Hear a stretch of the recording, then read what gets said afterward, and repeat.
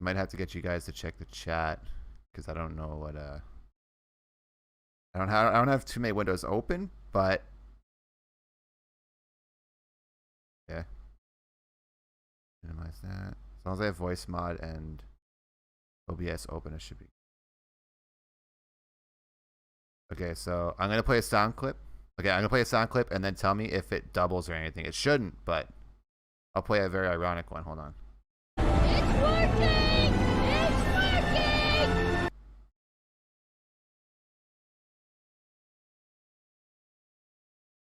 It shouldn't be doubled.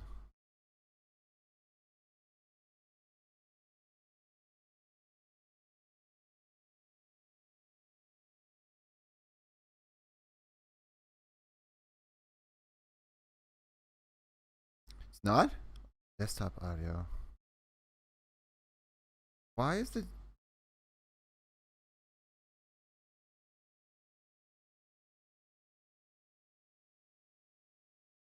testing? Why is it okay? Desktop audio is not coming through at all now. What the hell? Property.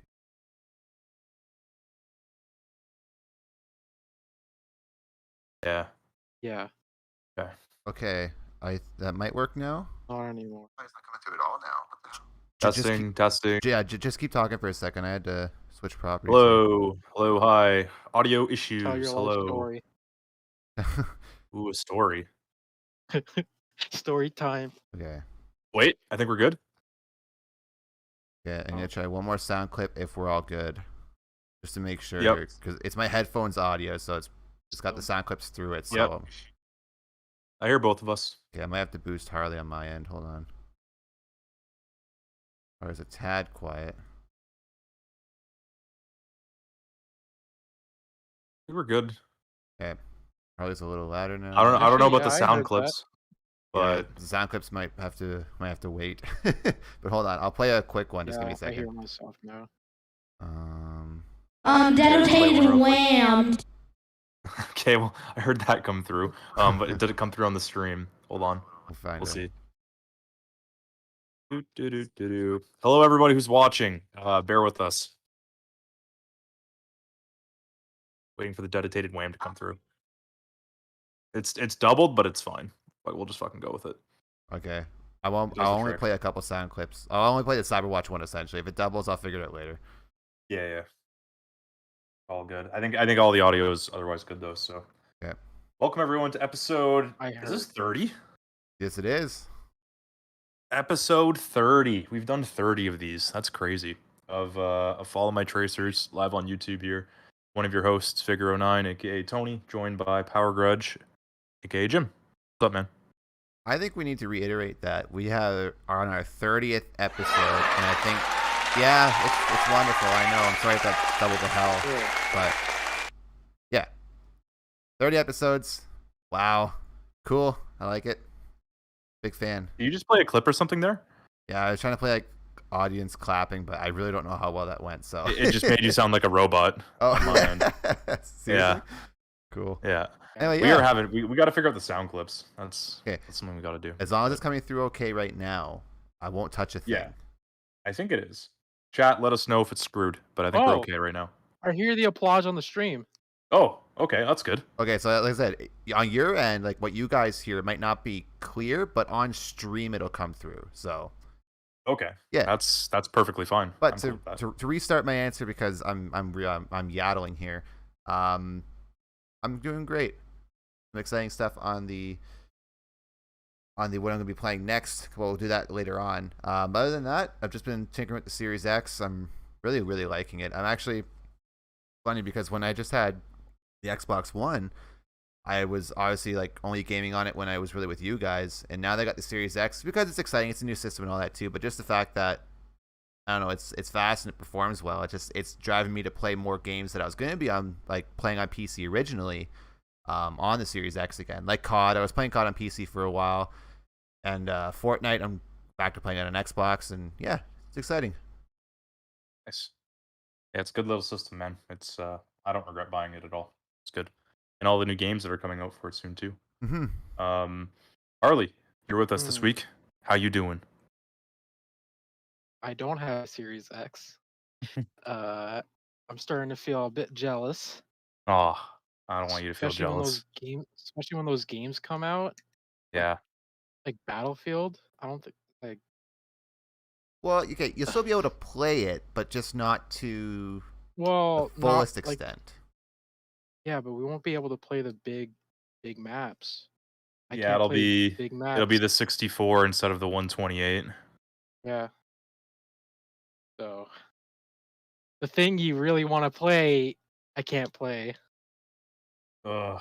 I think I might try get it on a PC, but Yeah. oop, don't know yet.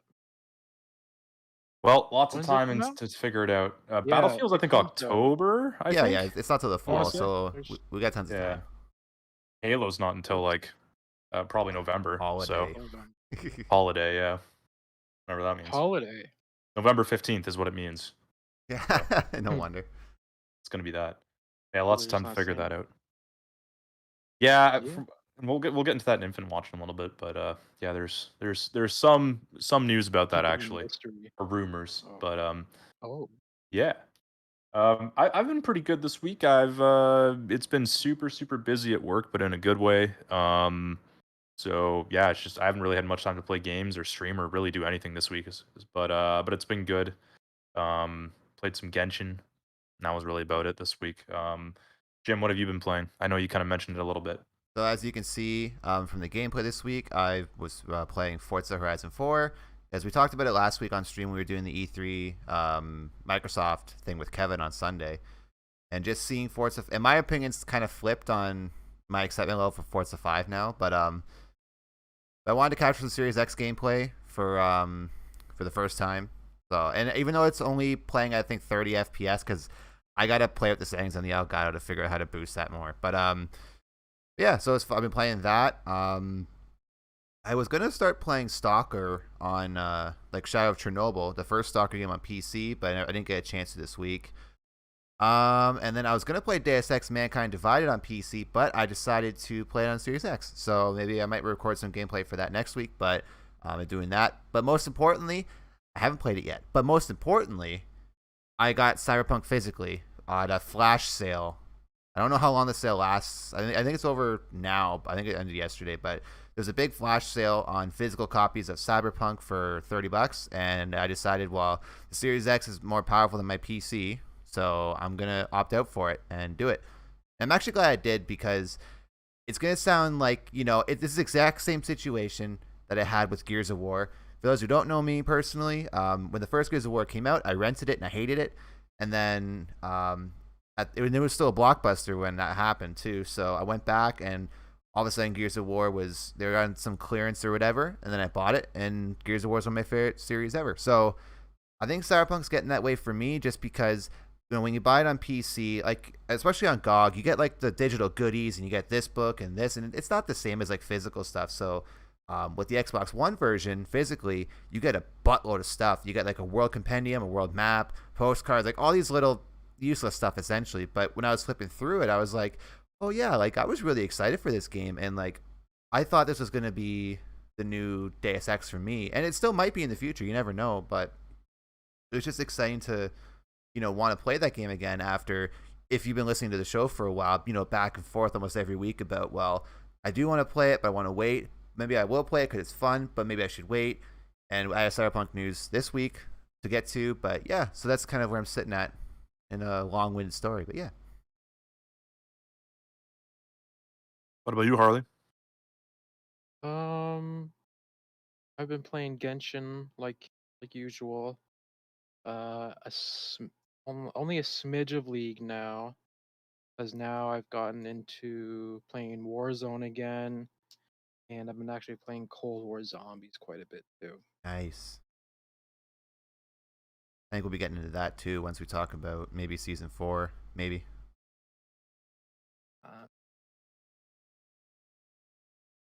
Yeah, we got to play some zombies this weekend, and Warzone for that matter. It's on my hit list this weekend for sure. With the boys. I Yeah, boys. unlocked the nail gun. Oh, did you? I got the nail gun. Oh shit. And Is that part of the battle pass or no? I haven't. It's not. You have to unlock it. So I was playing zombies to unlock it. Oh, I see. Oh yeah, because it's like an event challenge thing or whatever, right? Oh, it's just like a gun. It's just a locked gun though. Oh, Like it's okay. not like a battle pass free gun. Like it's like the ballistic knife from last season, I think. Like you just have to unlock it, Okay. get it. But But it's it's free like for it doesn't everyone. have any attachments. Yeah, it's free. You just need to unlock it. That's it. Yeah. It's just like a challenge. Yeah, I'm excited to try it in Warzone today. Maybe.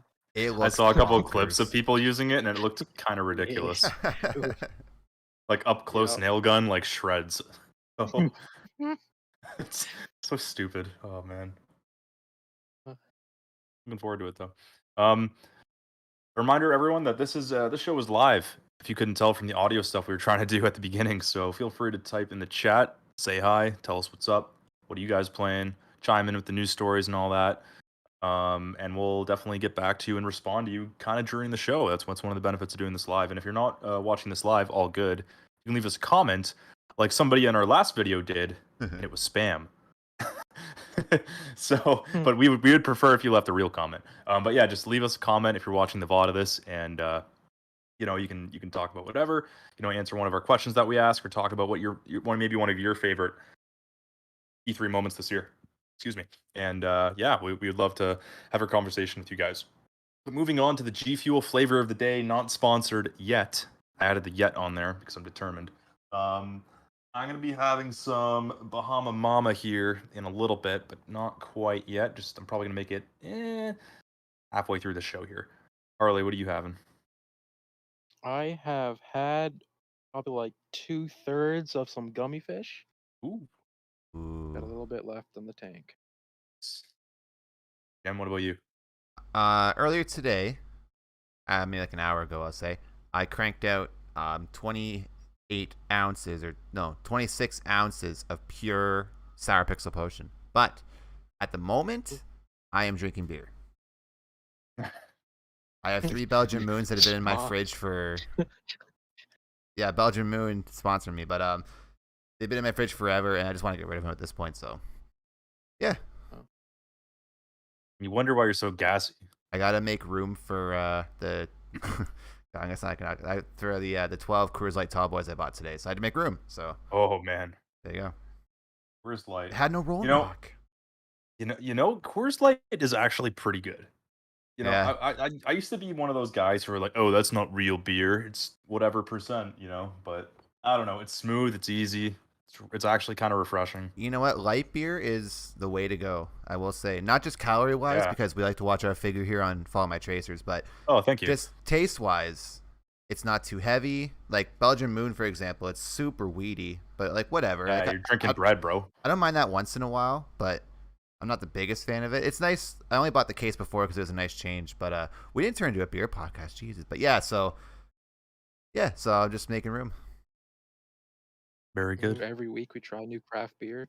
Oh, I don't know if I'm into craft beer. Maybe I just haven't had the I'm right not ones. a craft beer guy. I am not. What was that one you had, Harley? You had it in like a big we bottle. run out of domestics. Was it fishing with?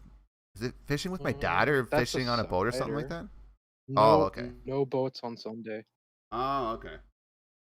It's a big bottle, yeah.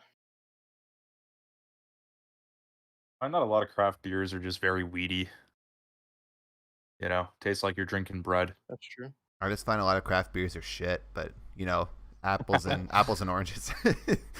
No, Each their own. I know. I'm not criticizing anyone that likes craft beer. I think I'm the kind of guy where definitely not. I haven't had the Yeah. right one yet that maybe kind of gets me going, because everyone I've had, like you said, it's just like super weedy, or it's just like, Yeah. I don't know, it's too heavy. Maybe we're just searching like the wrong kinds. Like we need to. It's like, oh no, of course those are weedy. You need to try this kind or whatever, right? I think I need to go for You one guys that's are like going not for like a name Sprouts. brand, or not one that's like popular. Like I need to get one that's like, Yeah. I've never seen this can before. I don't even know what it is. It might not even be beer. It might be like That's rubbing usually what I alcohol, like- I but like I to do gotta go that. for it. Oh, not the rubbing alcohol, but yeah, I usually like I used, well, not recently, but before I would like to just go to like the LCBO and just like pick out just like random things to try. $3 a can, so I was like, whatever, I'll just Yeah. try something. You might be our go-to guy for this, Harley. I'm not a beer person per se. Yeah, you're more into the liquor. Yeah. Hence the I'm Mr. getting Leahy into picture. ciders now. Ciders. Yeah. Ooh. Ciders are good. I like some apple. Yeah. Really Have some refreshing in the pale. summer, especially when it's like hot outside or Mhm. like it's just hot in your room. Ciders Yeah. hit real nice then. Yeah. But enough about beer and ciders. Oh yeah. Wait, what? Wait, we were doing a show? Jeez. Apparently, yeah. Let's get into Infinite Watch this week. Jim, are you playing the clips, or are we just gonna avoid the Infinite clips? Nope, I'll play the clips. All right, play the clip. Like I said, we'll figure this out next week. Status report.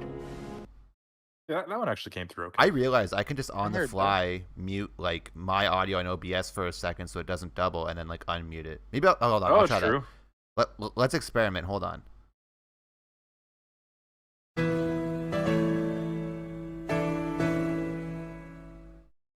I just totally don't know played how the that wrong came sound through. clip, but please go I through. don't know. Please go I had with no it. idea. I played the You wrong didn't- one.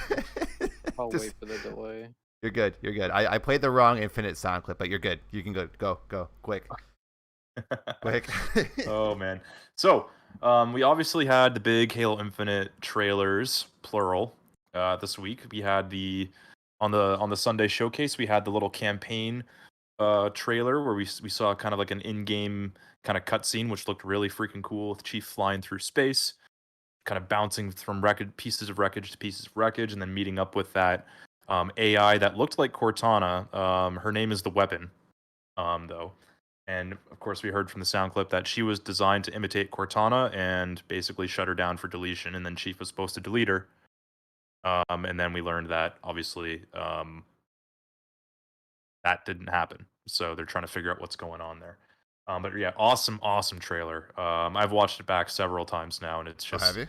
it gets me going, man. It's so good. It's such a good trailer, and even like that little like bit of actual campaign gameplay that they showed us before they got into that, where it was just kind of like flying over Zeta Halo a little bit and like looking at the map, looked freaking gorgeous. Looked amazing. Clearly the game has benefited so much from getting that delay. Like, could not be happier with how it looks and how it looks like it even plays. And getting into how it plays, obviously we saw that multiplayer trailer, that kind of sizzle reel, that 2 minutes, which was freaking awesome. Looked great. The customization looked really cool. Looked like there were some returning aspects from Halo 5, even a little bit of Halo 4. Obviously, equipment is back from Halo 3. Just, yeah, so cool. I encourage everybody to go and watch the multiplayer reveal if you haven't watched it already, but you might have already watched it because it was #1 trending on YouTube. It was doing very, very well. And even the second video, which I'm going to get into a little bit more because this was actually after E3, after our show. The next day, they posted a multiplayer kind of breakdown video that was about 12 minutes, and it kind of was inspired by, like, remember those old Bungie Vidocs they did with the games where they'd like talk to the developers and kind of fly through the games and stuff. They did them for ODST and Reach a ton. Yep.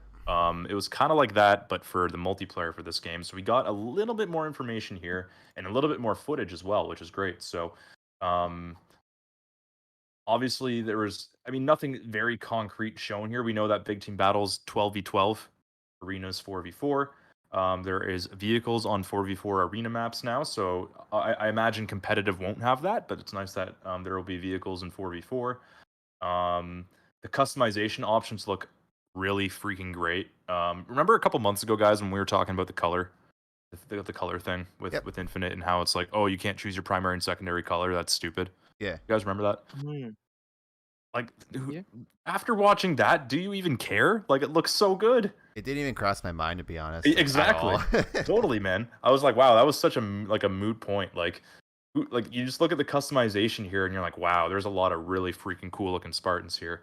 And I imagine there's going to be so many options that you're going to be able to find the color that you want. So that was great to see. There are personal AIs, which is really cool. That's a new feature. So in addition to customizing your Spartan and all the armor and all that and the colors and patterns, you have a personalized AI that has a different voice and has a slightly different appearance. that kind of, is the Cortana inside your head during multiplayer, which is really freaking cool. I think that's such a like a I don't know, like left field idea, but it's so cool. And I'm so glad that they're implementing that. I can imagine there's going to be some really funny voices and really funny, AI. Like maybe, there'll be a Sergeant Johnson AI, that would be really funny if they did that. So lots of cool things they could do there. And then there's also a couple articles on Halo Waypoint, which I'm going to get into. But before I get into that a little bit, I just encourage everybody to go watch the multiplayer extended reveal, about 12 minutes on YouTube, on Halo's YouTube channel. And again, it hit #1 trending on YouTube. So you might have already seen it because it did really well. But yeah, getting into the blog posts on Waypoint, which is a little bit more inside baseball. They get into a couple more details here, right? So one of the things they did mention here is that insider flighting is happening, and that's for people who don't know what that is. That's basically a beta, but you have to sign up for it on Halo Waypoint or on HaloInsider.com, I think it is, or HaloWaypoint.com/insider. I should get that link, but you can find it on Halo Waypoint either way, and then you can basically sign up for the beta. That is happening starting this summer. So there is a beta this summer. We are going to be able to play the game before it comes out. I was a little surprised they didn't mention that during the E3 conference, even just a quick like text line Yeah, at the I end think of they it. should Just have being, mentioned that whole video too. Yeah. yeah. Well, and again, I think this is an interesting discussion point, boys. So I'll bring it up with you again. But I think Halo should have had its own showcase. Like its own show. Yeah, Halo had 4 minutes of time in this E3 showcase. Yeah, And that's not clearly nearly it enough. needed way more. And it wasn't a bad thing, right? Everything we saw was fucking awesome. Yeah. But they didn't have enough time to show everything, right? So they had to put out this extra 12-minute video. They had to put through like 3 more blog posts. They didn't even really mention the beta. Like it's kind of crazy. And you think about everything that Xbox showed, on Sunday. Remember, that was 30 games in 90 minutes. Which is crazy, right? That's not that much time per game. That's 3 minutes a game, right? So Halo actually had more time than some games had, but other games, and we'll get into them later, like Stalker 2 and Forza Horizon 5 got like big demos, right? And Halo didn't. So I was kind of confused about that, considering Halo's their biggest franchise. What would your guys' thoughts be on like a Halo, like a Nintendo Direct, but it's just Halo, like a Halo Direct? What would your thoughts be, Jim? I'll start with you, man. Oh, I'd be totally down for it. Just considering it, I think I'm only saying this because of what we got at E3. Like you said, we didn't really have enough time to really get the information that I think we were all kind of expecting to get. Just because, again, Halo's been, it got delayed a year, so it's had a year to kind of like sit in the oven essentially. And then the big, not the big reveal, but like the big like comeback at E3 wasn't really as much as we got last year, but what we got this year was better. So I'd be so down for like, even if it was like 45 minutes or like, I would say half an hour. Like if we've got like an extra half an hour of stuff, like do like 15 multiplayer, 15 minutes campaign, just stuff like this, or even like 10 minutes campaign, because I don't want too much. I kind of want to be more surprised with that aspect. But if it says anything, because I think this pertains to Infinite Watch in a way. Just like thinking about Halo today, and thinking about what games I should play next on my PC, because again, like I said, I'm kind of transitioning to playing more stuff on the Series X. The first thing I thought of was I'm going to install Halo Wars 2, and I think I'm going to actually go through it because all this Halo stuff's getting me like excited, and I know that's a good game to introduce, like the Banished or whatever. So, but yeah, to answer your question, long story short, I'd be totally down for like a Halo showcase on its own. It's a big enough name, and all the info we could get, it's definitely like worthy of it. It's not like it'd be pointless and you get a lot of fluff. I think we get some pretty good info from it. Charlie? Does any game do that? Like get their own like Direct? Yeah. Well, technically PlayStation did one for Horizon Zero Dawn, or Horizon Forbidden West, whatever, like a couple weeks ago. And Nintendo actually does that for some of their games too. Like Nintendo usually does like Smash Directs, if you remember.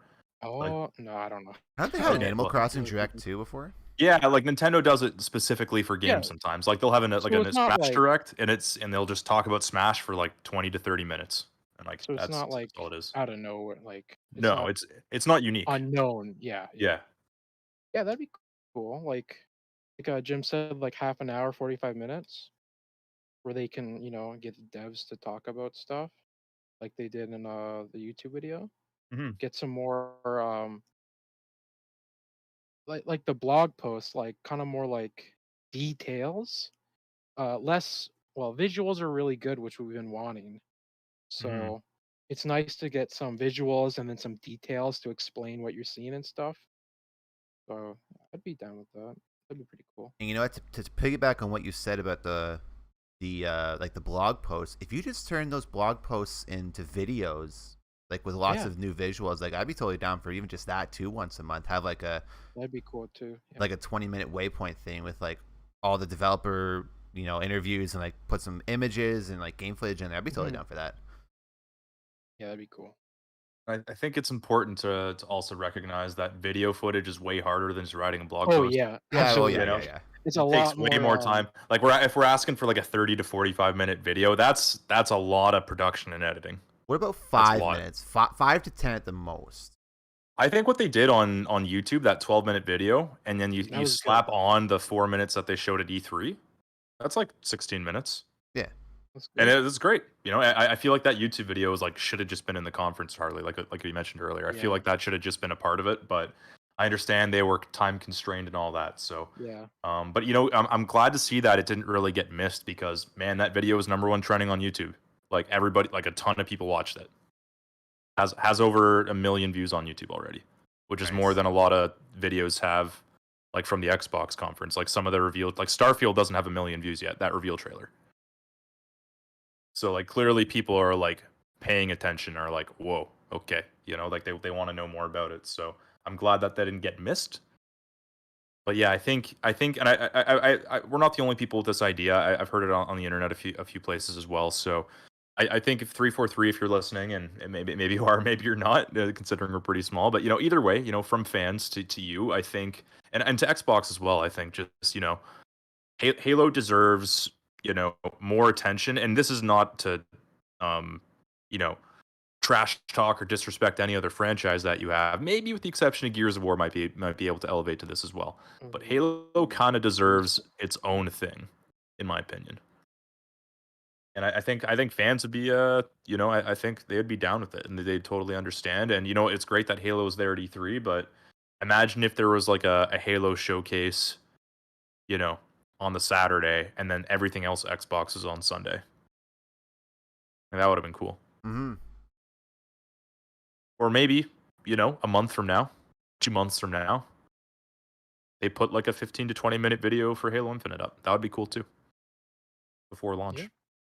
So, yeah, we'll see what happens, boys. But we have a couple more details, and then we'll get out of Infinite Watch here. And these are from the blog posts. We have some new map names, which is great. So one of the maps that we saw was called Behemoth. That's actually an arena map, so it's not a big team map. It's 4v4, but there were vehicles on it. And if you guys remember, this was kind of in the sizzle reel when he uses the grapple hook to basically grapple hook the what's it called? The skewer. Killer? The skewer and grab the skewer, which is the new banished weapon, which basically shoots Oh, spears at yeah. shit. That Okay. huge weapon, and then he shot the warthog, which sent it fucking flying. And then he also grapple shot the wasp up above and grapple jacked it in that same kind of sequence. So that's what that map is. It's kind of sandy, and it almost looks like it's on the Ark, like that Halo 3 mission. Jim, when you're on the Ark and it's like sandy with like the Forerunner structures everywhere. How can I It's forget? like that. Yeah, of course, man. So that's kind of what it looks like to me. There's fragmentation, and that looked like the like Valhalla to me. If you guys remember that was during the big team showcase. That map is called Fragmentation. We don't know if it's a remake of Valhalla. Based on the screenshot on the blog post, it doesn't look like it is, but maybe it's somewhat inspired by it. There's Recharge, and Recharge is kind of the indoor kind of facility. And we actually saw screenshots of this way back when in like January. So that map is called Recharge. And then Live Fire, which is another one, and this one is at the. I think this is cool. It's at the Avery J. Johnson, so Sergeant Johnson Academy of Military Science. Nice. It's just like a training facility, which is cool.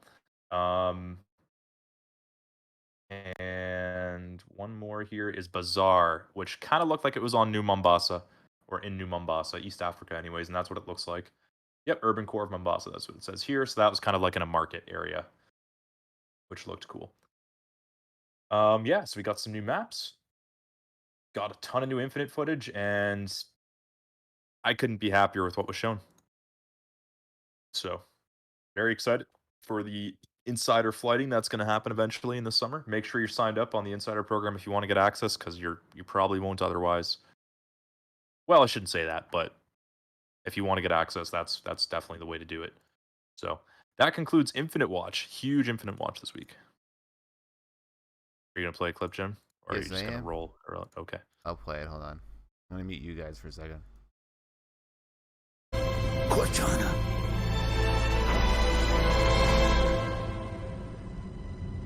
Goodbye, John. Sounds really good on the stream. That's all I care about. That's perfect. Eh. All right.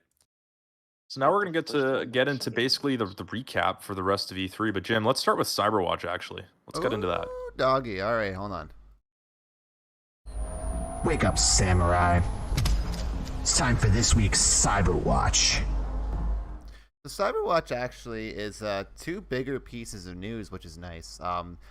First of all, I think the second piece of news is quite significant and crazy at the same time. But the first piece of news is we have a new hotfix, or not hotfix, sorry, a new patch.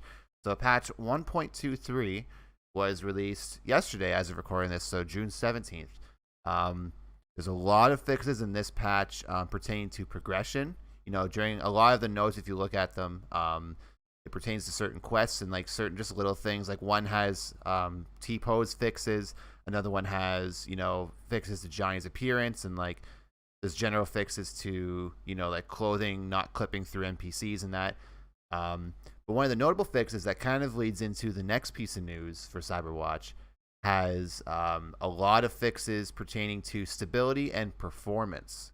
I'm guessing across everything. It doesn't really say specific consoles or systems, but just in general, a lot of stability fixes, which kind of leads to the next piece of news, which is, and it's actually kind of weird saying it just because it's been so long now, but after like almost 6 months, I think it'll be 6 months to the day when it eventually does come back on, Cyberpunk is actually returning to the Sony PlayStation Store on June 21st, which is actually, no, it's not 6 months to the day, but it's close. But yeah, so it's actually coming back to the PlayStation Network, but it kind of comes with a catch at the same time.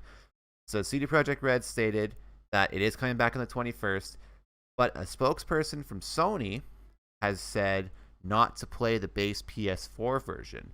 They say there's still performance issues and they're for sure going to experience complications with their game. So instead, they recommend you play either the PS4 Pro version or the PlayStation 5 version of the game.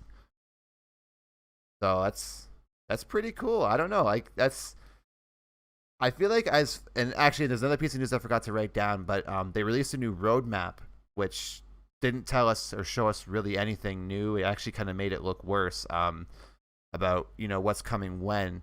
But that's the issue with the roadmap, is that it doesn't tell you what's coming when.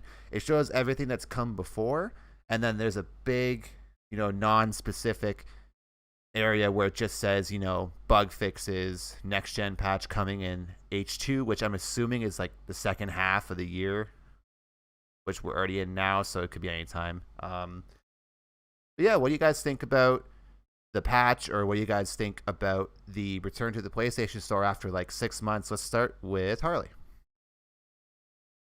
I don't know. I don't really care about the patch. I don't really plan on playing the game unless it comes to Game Pass.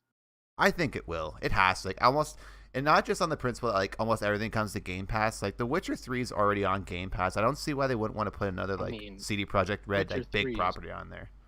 Witcher 3 is pretty old though. But also, and remember this too, The Witcher 3 did launch with performance issues too, just obviously not to the severity of what Cyberpunk did. But yeah.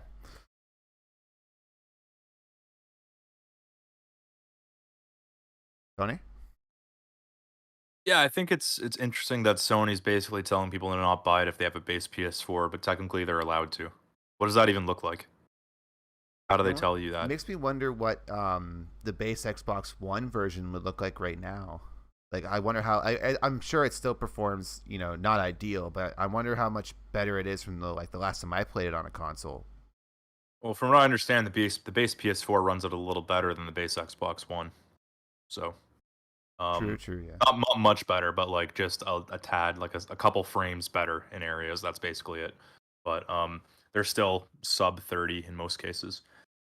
But yeah, I think it's good that it'll be available digitally for people who have a PS4 Pro or a PS5. That's great. And if you want to try it out on PS4, go ahead. But yeah, maybe don't. Um, I wouldn't. I would also recommend picking this game up on a sale. Don't pay full price for it. No. Jim, you just mentioned it went on sale for like what, $30 Canadian? Yeah, it was on Best Buy, it was on Amazon. It was just the physical version. It just kind of like popped Yeah. up out of nowhere. Yeah, so don't pay full price for this game anymore. I'm sure when the next gen patch comes out, it's not gonna be on sale, maybe for a little bit. So if you're interested in playing the game, and maybe not right now, but down the road, if $30 isn't a bad gig. Canadian too, right? American, it's probably 20, so that's even better. But yeah, that would be my advice. Don't pay full price for the game. If you have Game Pass like Harley does, maybe wait. I think it's gonna come to Game Pass sooner than later. They have a lot of goodwill to make up for Cyberpunk and their whole company, so I think it'll Oh, yeah. arrive on Game Pass faster than Witcher 3 did. But I'm confident it's going to arrive there. But yeah, PS4 owners, great. You can download the game digitally now. But I would just recommend buying a physical copy and getting it on sale if you can. It's also on sale right now on GOG for 33% off. So I guess that'd be what, like 50-ish bucks, something like that, like high 50s. So it is on Yeah. sale, but only on GOG. It's not on the Xbox Store digitally, and I guess on Steam it would be. And I don't know about the Epic Games launcher, but in general, it's just on sale on GOG right now. So yeah, if you're gonna pick it up, I again, a love-hate relationship, but I would wait for another flash sale like that, because there was a point in time not too long ago it was on sale physically for like 50 or 60 bucks. Yeah. So and I kind of look at the situation the same way I looked at when Assassin's Creed Unity first came out. Within like, oh my god, this would have been within the first like month or two of it launching. Happened to be at Best Buy, and the physical version of Unity, brand new Assassin's Creed game, was $10, just because I'm guessing of the performance issues and all that. So I mean, Yeah, that game was busted. Yeah. So yeah. So I mean, and It's like Anthem. yeah, Mhm. and look what happened to Anthem. But yeah, so if you're gonna do it that way. I'm gonna play the clip. Excuse me one moment. That concludes this week's Cyberwatch. Move along, civilian. There you go. all right. Cool. All right, let's get into some E3 recap. Jim, do you want to start off with maybe one of the other conferences, Square Enix or something? Sure. So, and like again, I only really took down like the major announcements because there was a lot of small stuff that came out and just some reiterations and reminders of stuff that was coming out. But I think the biggest thing that came out of Square Enix's thing, if in my opinion anyway, in terms of intellectual properties, was the Guardians of the Galaxy game. Now, I had no clue. Maybe I don't know if I was paying attention to it, not close enough in general, but I had no idea they were actually developing this, and I had no idea they were going to release it this year as well. So I guess two nice surprises. I think it comes out in October, and I was rewatching the gameplay before we started recording, and it looks like it plays similar to the Marvel Avengers game, which during this conference as well, they showed off some Black Panther DLC, which I didn't get a chance to look at, but not that I really care because I don't even have the game. But the Guardians of the Galaxy game looks a little more intriguing the more I watch it. I think it's nice with a game like that, it's already such like a, well-loved property. Not that the Avengers isn't, Yeah. but Guardians of the Galaxy is a little more intimate because it's just like one small group of people, and they're a very popular, group in the MCU, so it actually just makes sense for them to have their own game. And they got the licensed music in there. They got the looks are a little different from the movies, which understandably so. But I'm a little more optimistic about this than I was about the Avengers. I don't know if you guys got a chance to see anything about this game. I saw a little bit of it. I don't know, man. It's tough for me. Maybe it's just because it's me, but I don't care. And that's kind of where I land with Avengers and Guardians of the Galaxy. I think Guardians of the Galaxies are great movies, but do I want to play a video game with it? And not really. Like to me, what is it? It's a single player game. It's actually different from Avengers in that sense, which I actually think is better, but am I going to drop $90, $80 Canadian to play it? No. No, absolutely If not. but if it arrives on Game Pass, and again, I say the same thing with Avengers. If Avengers comes to Game Pass, I'm all over it. I would love to actually try that game, but I do not want to drop $80 on a game that, ultimately, yeah, I don't know. I feel like as I've gotten older, my purchasing habits have changed where I'm really picky with the games I buy now. If I'm going to spend full price on it, I want to know that I'm going to pump a ton of time into it. And um, that's just not going to be the case with these games. Like Guardians of the Galaxy is going to be a single player story. That's going to maybe take me, 10, 15, maybe 20 hours. Be done with. Who knows if I'll even finish it. I don't know. To me, and like I was watching the gameplay and I'm like, okay, so this looks like a movie game. Like from the PS2. Just in terms of the gameplay, it's a beat 'em up, right? Well, that is a good angle. I never even looked at that from that. Yeah, but now that you say it, yeah, I can totally see that. I remember playing, which one was it? It was Fantastic Four: Rise of the Silver Surfer on the PS2. And now that you said, yeah, okay, so that kind of reminds me of one of those games now. Damn it, Tony! Fuck. I'm sorry if I just ruined it for you or a bunch of other people. Well, not really. Like- I still like those games, so I mean, like, whatever. Oh yeah, there's nothing wrong with liking those games. This is me personally. I'm not ragging on it saying these games are shit and nobody should buy them. I'm just saying for me personally, the value isn't there for me and the interest isn't there for me. I'm also not the biggest. Oh, Harley just disconnected. Shit. I'm also not the biggest. Oh, he's back. I'm not the biggest like superhero movie fan. Like I like them, but I don't like love them. You know what I mean? Like Yeah. I know a lot of people really got into the Avengers and really got into, even some of the DC movies and Guardians of the Galaxy. And I like watching those movies, but they like the Marvel shows that are on Disney Plus, and like they just don't do it for me personally. I think they're good, but I'm not like head over heels for them, which is probably why this game doesn't appeal to me. But I can see why it appeals to a lot of people. Anyways, I've talked for too long on this, so I had internet, so all good. Glad that you're back. Do you have anything else to say about Guardians of the Galaxy or the Avengers DLC, Harley, or no? I didn't see the. I'm looking at the DLC for Marvel's Avengers. I don't know the specifics about it, but I did watch the trailer for Guardians of the Galaxy, and I kind of agree with Tony. It looks a lot like the Marvel Avengers game, which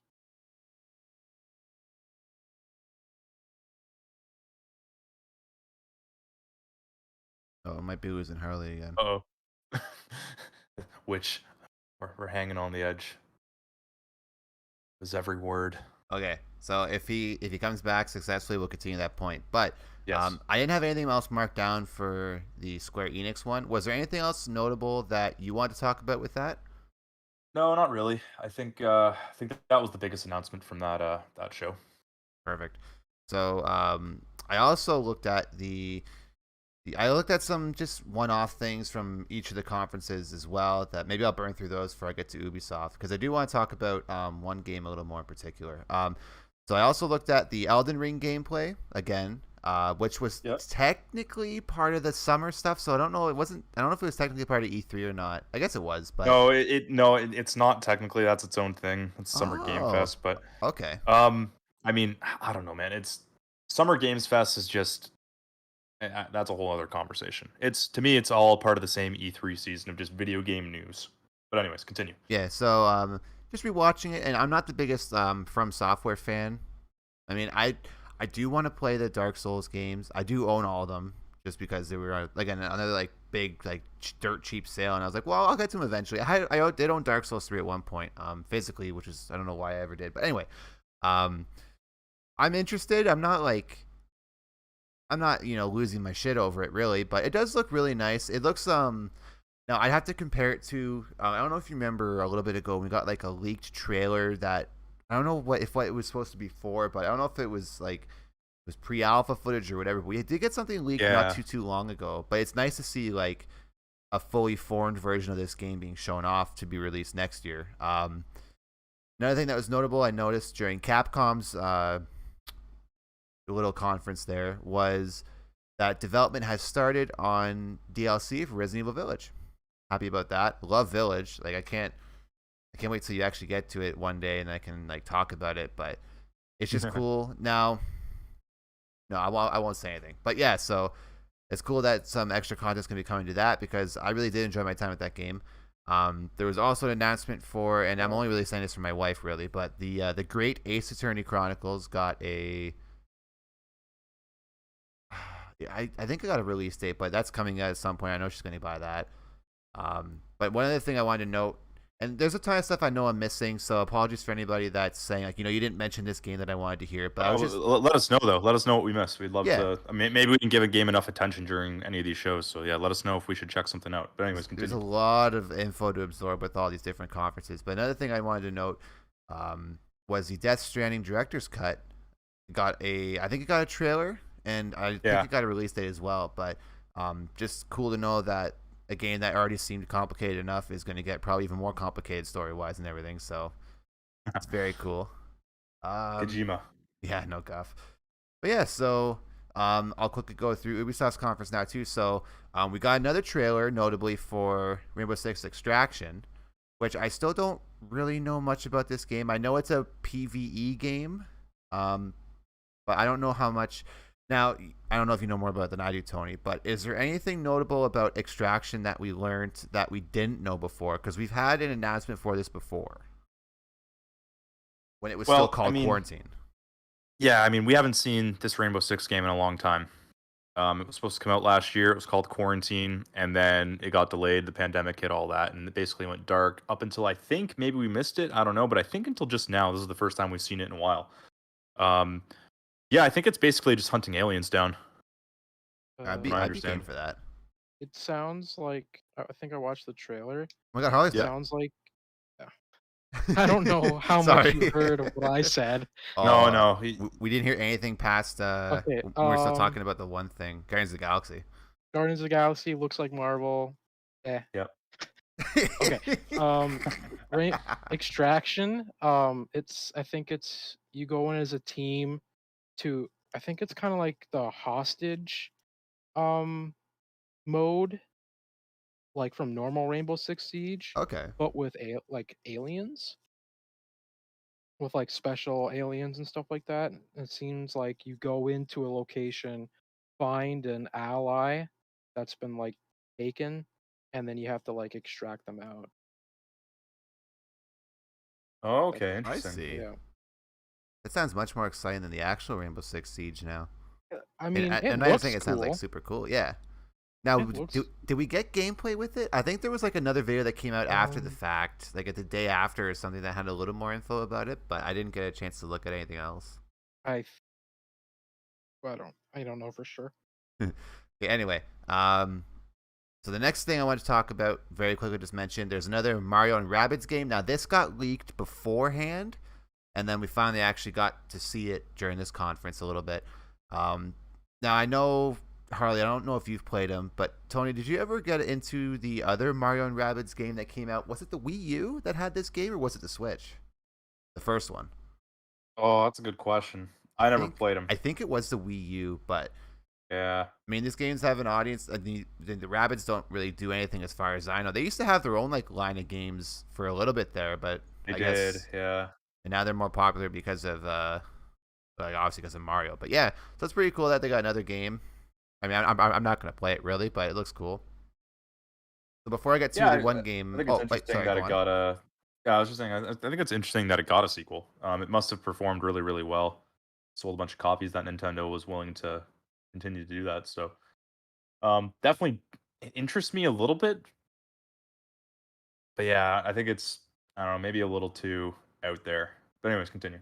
I don't even really know. Like, I never got a chance to like look at much of the first one, but I thought it was cool that they did a crossover like that.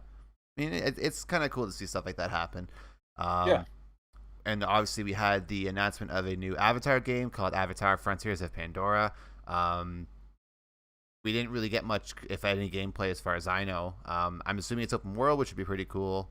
Again, I didn't really read too much into these big games other than like just watching the trailers for them, but if it is open world, that would interest me a little bit, because I remember when the original Avatar movie game came out, it wasn't really based on the movie. It was kind of its own thing, and apparently it was actually like half decent. So I don't want to go back and check that out unless it's like a Games for Gold type of deal, but This kind of interests me just because of the possibilities. Because if anyone's seen Avatar, is a big opportunity for like a big open world type of game just based out of that universe. And funny enough, they made this game faster than they made the second movie, so I find that kind of entertaining. but Yeah.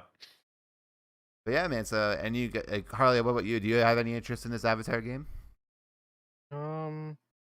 Like you said, if it comes to games for gold, it'd be cool to play, but otherwise, probably not. What about you, Tony? Same boat. Avatar never did anything for me, even the movie. Definitely looked really pretty, but especially in theaters. My God, was it pretty in theaters? But that's all it was good for. Otherwise, it was just blue Pocahontas. So that's kind of where I landed with Not it. really wrong, but it's close. Like it's kind of close, which is I know it's not a perfect comparison. I know Avatar fans would be like, actually, it's very different because of X, Y, and Z. But to me, that's what it looks like. Yeah, I'm probably never gonna play this game unless it comes to Game Pass. Oh, excuse me. Beautiful. The last thing I want to mention, overall with these conferences, we'll do the E3 awards at the end. We'll blow through them quick, but the one game I wanted to mention that when I was watching the gameplay trailer for it earlier, because I didn't check it out when you initially told me to, Tony, but I'm pretty interested in Riders Republic. I think a game like that could be a pretty fun time, but I don't want to pay for it, granted. I would rather do it, like, come to Game Pass. But I think the concept of it's pretty cool. Like an extreme sports open world. I don't know. I wouldn't call it like an MMO, but like I don't know. It's basically an MMO, man. Like you level up and it's a whole thing. Yeah, I guess that's true. It kind of like the way the menus worked and like the different races, like just from what they showed, a little bit of it.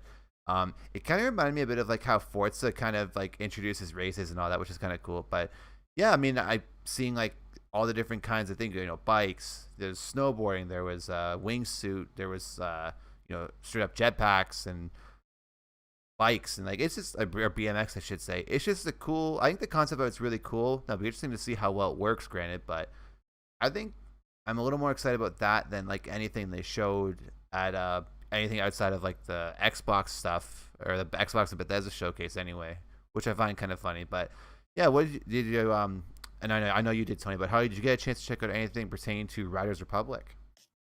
No. Perfect. I don't know what that is.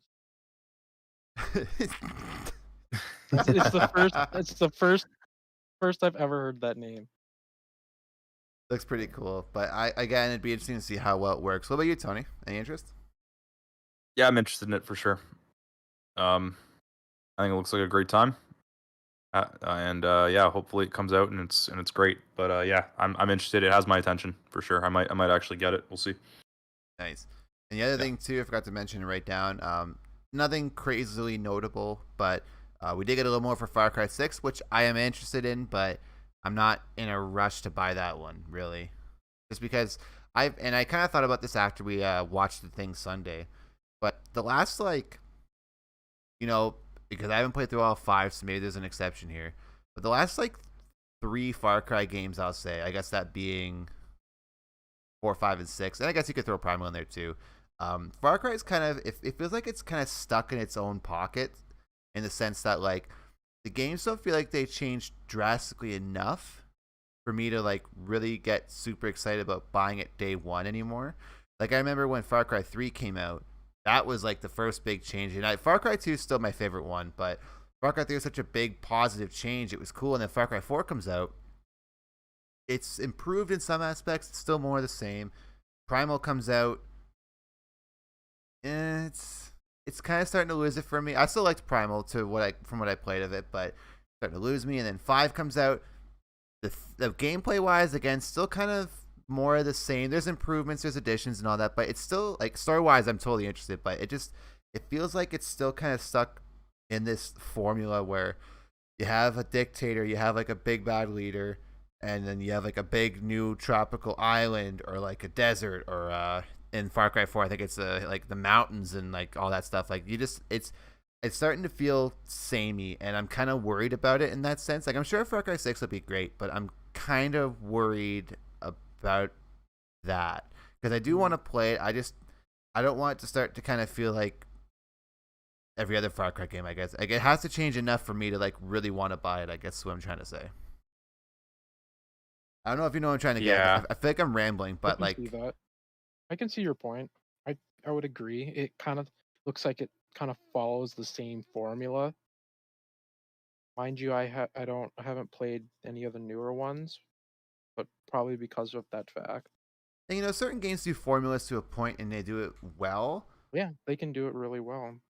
But with Far Cry, again, it's just maybe I'm not like a diehard Far Cry guy, or I guess a diehard Ubisoft guy in turn, but maybe I'm missing something. Like maybe there's something that I'm not thinking of that I'm missing that kind of puts all these other Far Cry games in like a new perspective. But at the moment, I'm not 100% there.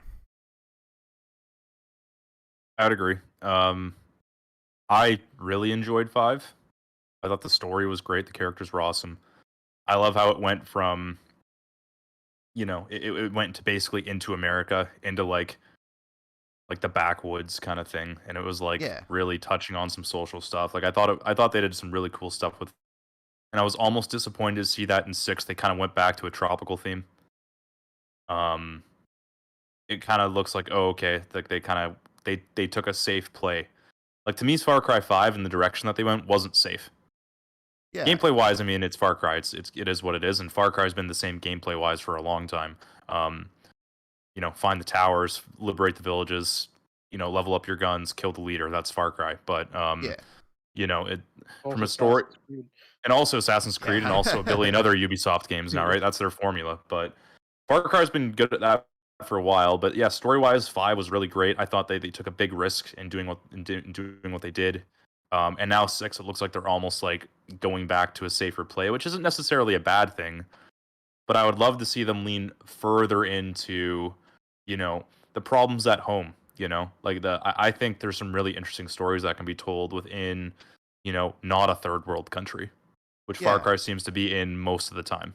And that's kind You of know. what I really respect about 5, and that's the reason, one of the big reasons why I actually had it moved onto my SSD for the Series X is because, like, you know, in thinking it over, like, it's definitely from a story angle, that was the biggest thing for me, because you can't, and not that I'm an expert, but like I have played a lot of Far Cry. I've played every one essentially at this point, and you kind of get the gist of what the gameplay is going to be.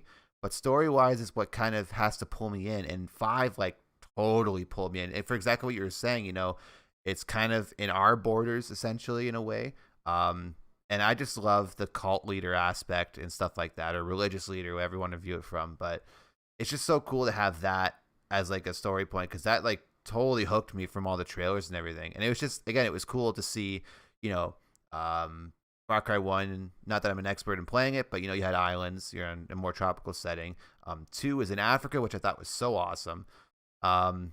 3 kind of tropical. 4, you're in the mountains. Again, like these all sound like really different the way I'm describing them, but they all play like really identically, which again, to some people like me, maybe it's a fault, but it's not a bad thing if it's well designed. I feel like I'm running myself into a hole here, but what I'm trying to say is Far Cry 6 is not totally there for me. I'd have to know more about it, and I'd have to see what more they show before it's released, I guess, is what I'm trying to say. I agree. And I'll say this: I wasn't sold on 5 until it came out. So like I feel like they can still win us over. And this isn't to say like I'm never going to play Far Cry 6. I really enjoyed 5, so I think there's a good chance I will play 6. Just maybe not right away. That's kind of where I'm at with it. Yeah. That's all the notes I had before the awards, which I said we'll get to at the end. Yeah, sure. So we'll quickly talk about Nintendo. So I watched the Nintendo show. I think that was on Tuesday. It was about a 40-minute direct, and they showed a bunch of games. Interestingly enough, no Switch Pro, which has been leaked and rumored forever. Nothing on it yet. So I wonder if we're gonna get that, you know, sooner rather than later. But yeah, Nintendo actually had a pretty good conference. They showed a Life is Strange Remastered collection. I know people really like. I don't know how to pronounce this. Danganronpa. Danganronpa, Decadence. Yeah, I know your wife really likes that. That's for you, Renee. Super Monkey Ball Banana Mania they showed. Super Monkey Ball is like 20 years old now, which is crazy. Um, they showed a new Mario Party game, which I thought was interesting. And the cool thing about that is that it actually brings back N64 boards, which I think is awesome because those are the boards that I certainly remember and loved playing. And it Hell has yeah. online to start, which is like, and again, we had this news story a while ago, but like Super Mario Party, which released in 2017 or 2018 for the Switch, just got online this year, like a couple months ago. But this new game's gonna have online to start, so that's good that that's happening. Smash got a new character. I don't know who it is. Kazuya Mishima. I think that might be a Street Fighter character or a Tekken character. I think he's from. Is it Yakuza? Maybe I'm missing it. Maybe it's Yakuza. Or no, maybe I'm wrong. It's Tekken or Yakuza, one of the two. Yeah, I should really know, but yeah, they revealed him. They showed Hyrule Warriors 2: Age of Calamity 2 DLC packs announced. And they're coming out this year, which is great. And the big announcement was, of course, let me just scroll down here, make sure I'm not missing anything. There was two big announcements. One was Metroid Dread. And they actually briefly talked about Metroid Prime 4, basically saying it's still in development. They're like, we're still working on Metroid Prime 4, but then they actually revealed a new Metroid game called Metroid Dread, which is a 2D Metroid game, the first 2D Metroid game in like about 20 years. And it's essentially Metroid 5, if you think about it that way. Not the Prime series, the original Metroid series. Looked really cool, really artsy. Metroid Dread was actually revealed back in like 2006. If you didn't know that, it was a long time ago, and it hasn't been talked about since. So they had this game kind of in development, and I imagine it shut down. You know, they probably had story and all that laid out, and then they stopped developing it. But it is coming out for the Switch. Looks great. Looks really cool. Looks like a 2D Metroid game, but it looks awesome. And that's coming out later this year. That was a nice surprise. And of course, the big one, the Breath of the Wild sequel. We've got a new trailer for it. It's confirmed to come out next year in 2022. And there's some really, really interesting things about this trailer. It starts off with Link kind of dropping into Hyrule, almost like a battle royale. So maybe Zelda will have a battle royale. Probably not. Definitely not. Oh, because you. But wow. that'd be nuts. But yeah, well, and the interesting thing about this is that we actually never see Link's face in this trailer. So some people are thinking that we don't play as Link in this game. We're playing as Ganondorf, which would be crazy interesting because this takes place way in the past. Even though it's a sequel, it's actually like a prequel. It's a whole thing. Anyways, there's lots of floating islands around the map, and it's the same map from 2017's Breath of the Wild. I think it's 2017. But it's tons of modifications. There's all sorts of floating islands. Looks really cool. Yeah, I mean, I'm glad that we finally got a new trailer for that. That's certainly, one of my most anticipated games. Breath of the Wild's my favorite Zelda game. So, I can't wait to play this next year. It was huge. So, Harley, I know you're not a big Nintendo guy, and I know your Switch is collecting dust right now. Does anything I just say make you interested? No. But I did see on Nintendo Direct they have Advance Wars 1 and 2 reboot. Yes, I saw that. That is a game I am interested in. Yes, I had that for my old Game Boy SP. Oh, the SP. What a system. Man, I played so much of that game. Advance Wars is sick, bro. Oh, yeah. That's something I'm actually really considering getting. Mm-hmm. It looks nice, too, from what they showed. Yeah. Yeah. December 3rd. Ooh. Yeah, so Advance Wars was another big one, and also a new WarioWare game, which was kind of fun. I haven't played those in a while. And again, we're missing some other stuff here too, but yeah, I think some good stuff there. I'm glad to see that Advance Wars is interesting you, and of course when Genshin comes out on the Switch, I feel like that'll. I was hoping I was hoping the release date would come out. Yeah, not yet. I guess. Saw they had a trailer for Genshin, I think, right? During the direct, but it was for like the new character. Yeah.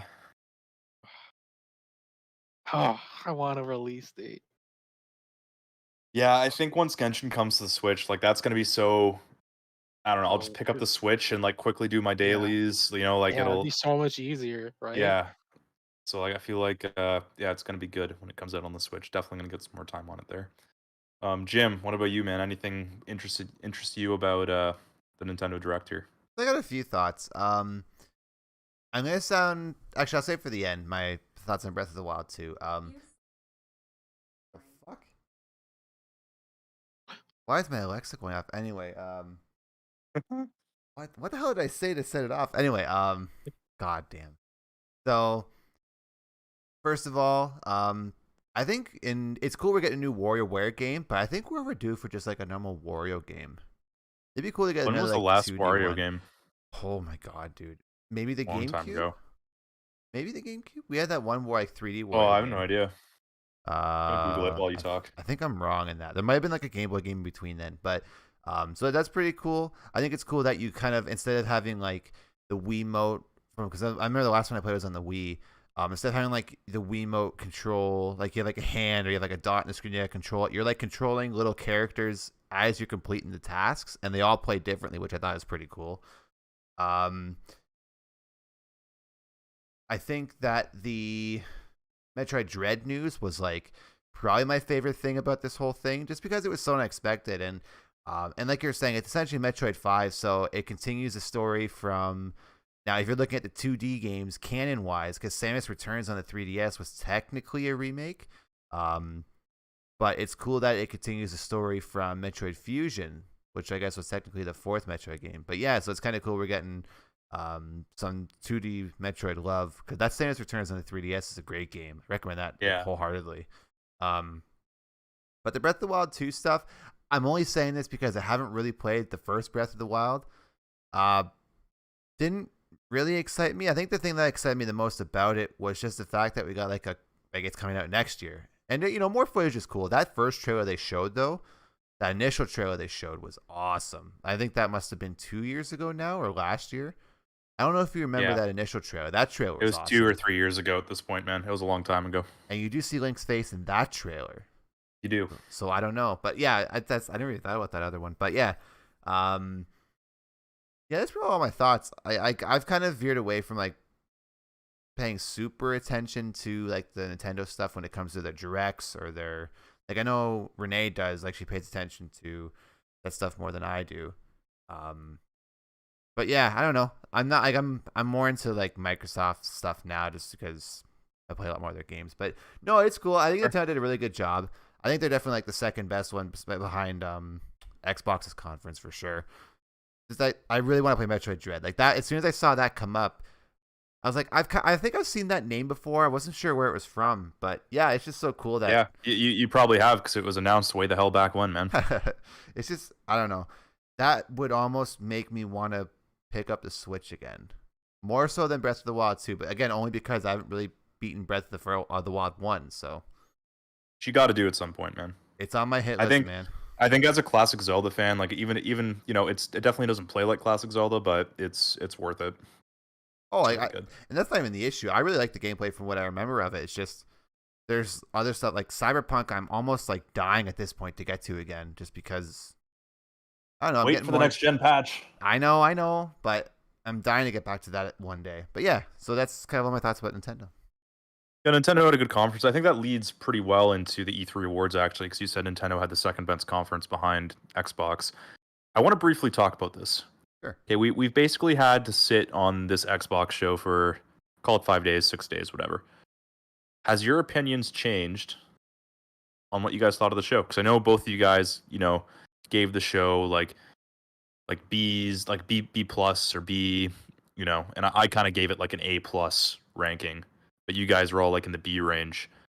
Having had to like sit back and just kind of reflect on it, would you change your grade at all on it?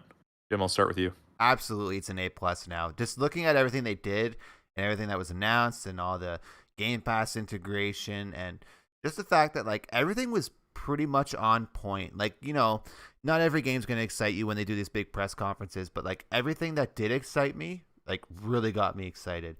And I think they accomplished quite a bit with their press conference because, out of all the ones, to some people you could say Nintendo as well because they had some big announcements too. But I think Xbox and Bethesda's conference kind of had like the most consistent impressive moments and just really cool surprises and the stuff that we knew we were going to see. Even though, again, I would knock maybe like half a point just because we didn't get enough Infinite, but what we got was great. I'm just really impressed. I think I was a bit sour just because we didn't get much Infinite, and I really wanted like a huge chunk of time, which I should have known we weren't really going to get considering how many games they ended up showing. But no, I'm totally like, and as soon as I saw that they did like an extended showcase, like I didn't get to watch it live or watch the whole thing yet, but it's on my watch later for YouTube, and like I'm dying to dive into that because I know they talk more about each thing that they showed. So I'm super excited to get into that. Yeah, the extended showcase is cool. I watched that. I think it was yesterday when that came out. So, yeah, agreed, man. Harley, what about you, man? Has your opinion changed at all, or are you still sitting at like a B plus, like pretty good? Well, I said 7.5. Something like that, 7.5 or I think we're at a B, around I there. think you said. Yeah, maybe a B. I don't know. I said 7.5. Oh yeah, I went to numbers. Yeah, that's right. I said what letter, and then you guys went numbers. That's right. Yeah. I don't know. It's just a default to go to a number. So what is the 7.5? What is that? A B plus? That's a B. A B. Yep. Mm, No wrong answer here. I'd probably know. go to probably a B plus or an A minus. Okay, so up a couple of points for you. Yeah. Yeah. It's fair. And that's just after like sitting on it and kind of just thinking about everything, or It's more thinking about, like, I don't know if this is more about the conference or just Game Pass in general, yeah. but like thinking about all that stuff that's coming to Game Pass, like, oh, 27 games Yeah. coming to Game Pass. There's only and a lot 3 of- games a lot of them are that they showed that cool. weren't coming. That's awesome. Like, Yeah. that's pretty cool. Yeah, so I'd bump it up for the Game Pass, but I don't know if that's more just me liking Game Pass more or liking the comp. That's fair. Either way, That's fair. I'd say somewhere between a B plus, A minus. Give me 1 second. I want to pull up something. All right. Yeah. Cool. So Xbox put out this really cool image, and I can't share it. But I'll just kind of spell it out. I'll say it. About everything they talked about at their show about Game Pass. So available today on Game Pass, and this was as of Sunday. Arx Fatalis, Dishonored, Death of the First Scholar, I think, Doom, Evil Within 2, Fallout 2, Fallout Tactics, Fallout 3, Wolfenstein 2, Rage, Yakuza Like a Dragon. So that was as of Sunday. They added another 11 games onto Game Pass. Played day 1 this year on Game Pass. We have Psychonauts 2, Age of Empires 4, Forza Horizon 5, Halo Infinite, Back 4 Blood, The Ascent, 12 Minutes, Shredders, Sable, The Gunk, Scorn, Dark Alliance, which I think is the Warhammer 40k game. Dark Alliance? Yeah. Well, that's Dungeons and Dragons. Oh, that's Dungeons and Dragons, sorry. Hello Neighbor 2, Origami, Anacrusis, Flight Simulator, Among Us, and Hades. That's day 1 this year. When they come out, that's crazy. Like, even just think about subscribing to Game Pass, like today, you haven't done it before. 6 months of Game Pass. You have 1, 2, 3, 4, 6, 12. You have 18 games coming day 1. That pays for it. Either way. Done. Like it's crazy how many games. And coming day 1 in the future, aka 2022 and beyond, from what we know. Outer Worlds 2, Contraband, Starfield, Redfall, Replaced, Slime Rancher 2, Plague Tale Requiem, Somerville, Atomic Heart, Party Animals, Eiyuden Chronicles, and the 2 games there, Rising, and Stalker 2, and not to mention Fable and Avowed and State of Decay 3, which were all shown at last year's showcase.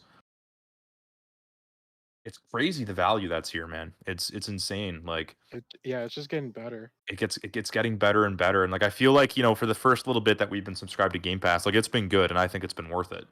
But like now it's like, man. Oh my god, like now it's just like, it's such a no-brainer to me. You're getting AAA games day 1. Yeah, like, and a bunch of them. Yeah. Like from Xbox first party alone this year for the rest of the year, Psychonauts 2, Age of Empires 4, Forza Horizon 5, Halo Infinite, and Flight Simulator. That's crazy. And that's not to mention Back for Blood, which is freaking huge. That's going to Yeah. be awesome. You know, The Ascent, which is coming out in July, which looks Oh. really cool. Hades, which is a game I really want to fucking play. That's coming Yeah. out in August. That's great. I'm sure that's only going to be like 20 or 30 bucks, but that's still great to see. You know, 12 Minutes, which has been that indie game that we've been really wanting to play. Yeah, there's so much here, man. And like even today, the Yakuza Like a Dragon. I've been wanting to buy that game for so long. I almost pulled the trigger, and then I saw a rumor that it's coming to Game Pass, and now I don't have to buy it. Like it's perfect. It's perfect, man. I love it. You know what? Um, I feel like we get value at a Game Pass now because I like growing up. Obviously, you only pay attention to the games that you're really hyped about.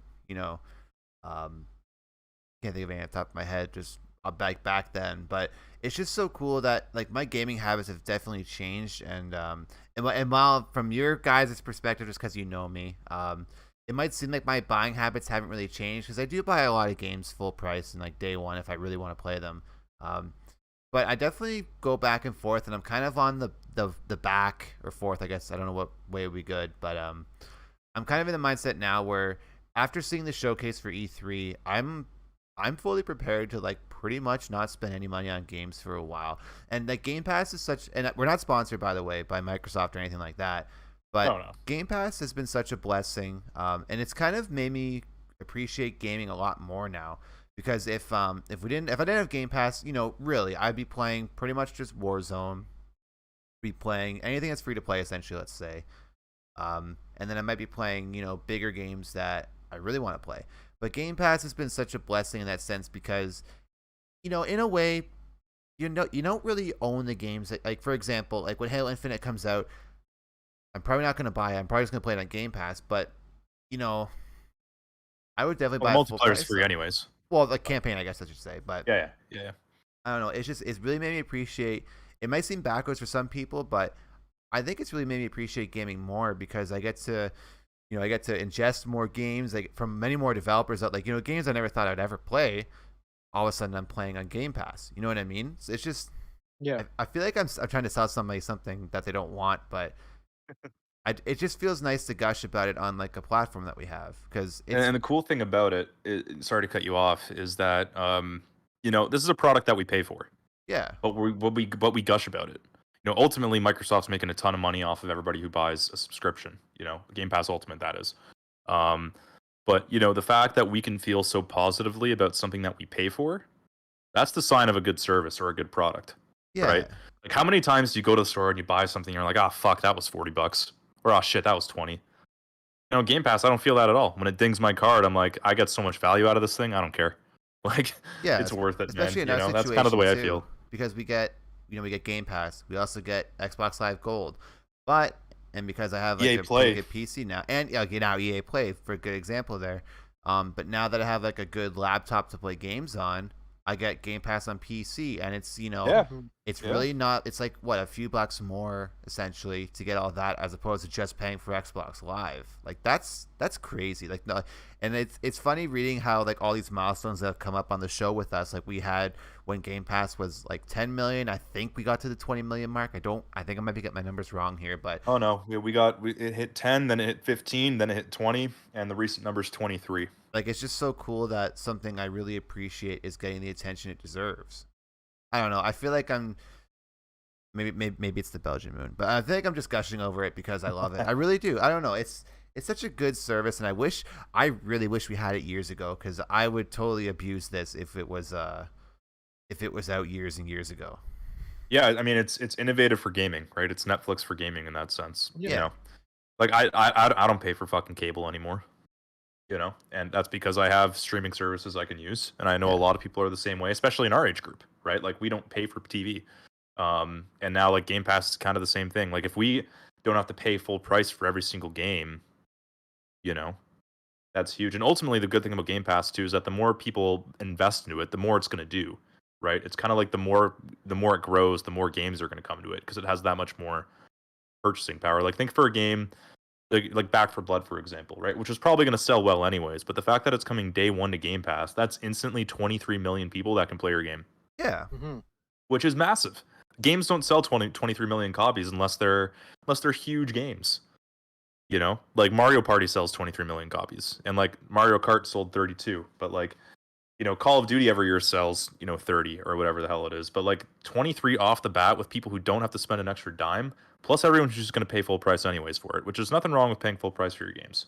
We're not trying to say, hey, like this is, you know, if you're not into Game Pass, you're stupid. But No, you know, absolutely. And like we have a you know, friend who, and I'm not gonna say names here, but I've heard the argument before, and not even just from them, but just I see it a lot online too. But there's yeah, also the argument of like, you know, when you're paying for a subscription service, you're not so much supporting that studio directly, which I totally get that. And like, you know, I'm yeah. sure developers get a cut from, you know, per many plays on Game Pass Oh yeah, dude, they got a lot of money from Game Pass, man.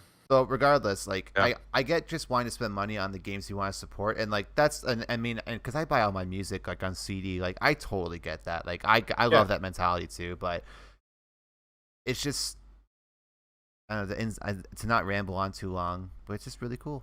I don't know what else to say about It it is. really. I feel like we've been talking Game Pass for a while, so yeah, let's move on. Speaking of moving on, so the E3 every year they have like a best of awards, you know, best, you know, most anticipated game from this studio, you know, best conference, whatever. So it's no different this year.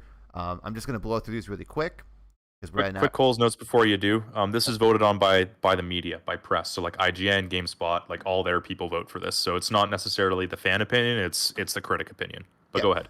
So if we want to stop and talk about any of them, just cut me off here. But I'm gonna go through the last two. I think we can talk about, but for the most part, the rest of them I can kind of just go through. So Ubisoft's most anticipated game was Mario and Rabbids, understandably, I guess, because it's the big one. Although I think Riders Republic would probably get my vote. Or do we want to talk about what our award would be? Oh no, that'll take too long. Anyway, so I feel like Gearbox. Rainbow Six Extraction should have won that one. But Oh really? Mm, Please do tell. yeah, I feel like that game, I don't know, has a bigger. that I looks- guess it's because it's critics, right? I don't know. The critics are probably super Yeah. excited for the Mario Rabbids thing, but I feel like if you ask like the general gamer, like which of these games are you more excited for, Mario Rabbids, Riders Republic, or Rainbow Six, they're gonna say Rainbow Six. My vote would be Riders Republic. But Yeah, anyways. that'd probably be my vote too, just based on that video. Wow, you should watch it, Harley. It's pretty cool. So next one, Gearbox most anticipated game, Tiny Tina's Wonderlands, which is the Borderlands spin-off. Wasn't that the only game they showed that I know anyways? They might have showed more. Yeah. Yeah. The other big thing was they showed behind the scenes from the movie set for the Borderlands movie, which was pretty cool. I didn't get to watch all of it though. Xbox / Bethesda most anticipated game. There was no other way. It was Halo Infinite. That's what they gave it, and that's what I would give it to personally. Although no, I'm still more excited for Starfield in a sense, just because it's so brand new. But no, Halo Infinite totally. I quickly want to say with Halo Infinite too. I know we gushed about it earlier, but I don't know if you guys have been online just, you know, reading and seeing people's thoughts on what was shown with Halo Infinite. I haven't seen a single negative thing, guys. I've seen a lot of people, including content creators, guys like Nick Merckx and Courage and stuff like that, really, really excited and based on what they showed, even though there was no BR shown. Like people are very, very excited for Halo Infinite now. It seems like all the graphical worries that people, you know, nitpicked last year, those are gone, and people are just fucking psyched to play Halo Infinite, which is, I don't know, it feels really good to be a Halo fan right now. I'll say that because, and it always feels good to be a Halo fan because we know that we're awesome. But you know, like it just feels good seeing Halo get the recognition and the kind of the hype that you want it to get as a fan of the series, right? So, yeah, getting a ton of positive news and hype online. Of course, people need to play the game, right? So we'll see what happens after the insider flighting. But yeah, Halo Infinite is highly anticipated, which is good. Harley, any thoughts? I agree. Cool. Square Enix most anticipated game, Marvel's Guardians of the Galaxy. Pretty cool. Again, that's mine. I don't know. That's the only thing that really got me half excited anyway. Now this is one conference I didn't get to watch, but PC Gaming Show most anticipated game, Ooh. Songs of Conquest. I have no Oh. idea what that is, but yeah. Huh. So, Hmm. anyone get a I chance was to look at looking stuff at from that conference or no? I That was looking at some stuff. that's a place you could sneak in a big reveal, just very sneakily. But yeah, did anything come out of it or no? Well, a lot of the games seem to be like just for PC. So, Okay, got you. one of the games I saw was Warhammer 40K, Chaos Gate. Another one was War Tales. Both of them are turn-based RPGs. War Tales is more open world. It's just kind of like I play a lot of games like that. So like I play Mountain Blade, Kenshin, um, Guerrilla Warfare. Like it's a popular theme, so I'll be Right. giving that a look. And then Warhammer 40K, I just like the universe. So that game looked really cool too. So There you go. Nice. yeah. The next one we have here is Future Games Show most anticipated game is Immortality. And this is another one I didn't get a chance to take a look at. And you guys Yeah, check me out neither. that one? Future games. I think I looked at some of the games. I don't remember. You said Immortality? Yeah. Okay, yeah, I see it. It's like a horror adventure game, like Oh, okay. simulation. Oh, cool. I think I watched the reveal, and it's kind of like, I think it said something about like 3 movies. Like it's based off of 3 movies or something. Someone was a film star. I don't know.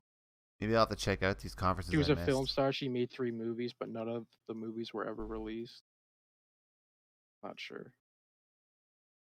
Cool. So, Dying Light was part of that show. Dying oh, Light was it? 2. Okay. Oh, okay. Interesting.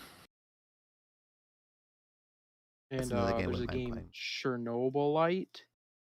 Just kind of looks like a little bit like Stalker. Hmm. There was some like World War II games, Enlisted and Hell Let Loose, that have Oh been out yeah, for Enlisted. a little bit.